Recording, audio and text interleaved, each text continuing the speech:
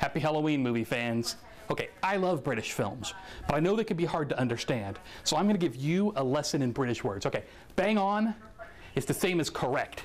If something's bang on, that means it's right.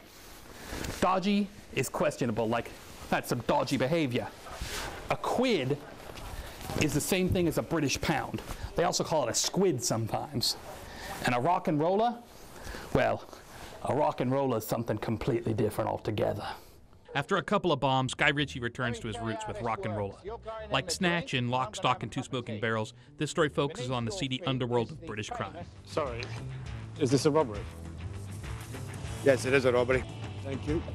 RockNRolla moves at breakneck speed, driving you headfirst into a complex and tense story.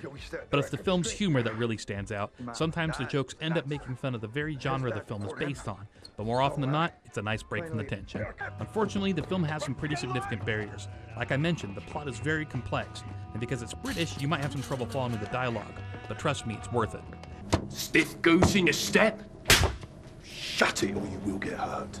Parents, this film is filled with violence, foul language, drug use, and other naughty things. Not one for the kiddies.